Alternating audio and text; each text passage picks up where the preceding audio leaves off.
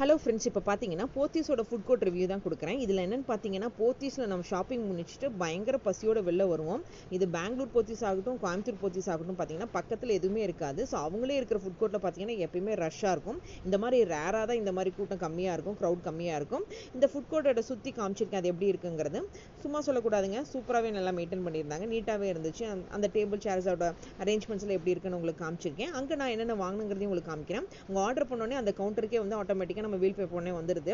இருக்க 2 minutes ready ஆகுதுன்னு சொன்னாங்க. அதில் நான் ஃபஸ்ட்டு ஆர்டர் பண்ணது இந்த பப்ஸ் தான். வெஜ் பப்ஸு சூப்பராக இருந்துச்சு, நல்லா டேஸ்டியாக இருந்துச்சு. அதுக்கு இந்த மாதிரி சாஸ் கொடுத்துருந்தாங்க. அதுக்கப்புறம் மேங்கோ மில்க் ஷேக்கும் செம்மையாக இருந்துச்சுங்க. வித் ஐஸ்கிரீம் வேணுமான ஆப்ஷன் கேட்டிருந்தாங்க. நான் ஆமான்னு சொல்லியிருந்தேன்.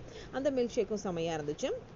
அதுக்கப்புறம் பார்த்தீங்கன்னா என்னோட பொண்ணு ஆர்டர் பண்ண இந்த பரோட்டாக்கு பார்த்தீங்கன்னா இந்த பன்னீர் பட்டர் மசாலா தான் கொடுத்துருந்தாங்க. இந்த பன்னீர் பட்டர் மசாலா அவ்வளோ நல்லா இல்லை. அப்புறம் எங்கள் வீட்டுக்கு ஆர்டர் பண்ண இந்த வெஜ் பிரியாணிக்கு இந்த குருமாலாம் கொடுத்துருந்தாங்க. வெஜ் பிரியாணி சுத்தமாக நல்லா இல்லை, பட் குருமா நல்லா இருந்துச்சு. ஸோ நீங்களும் ட்ரை பண்ணி பாருங்கள்.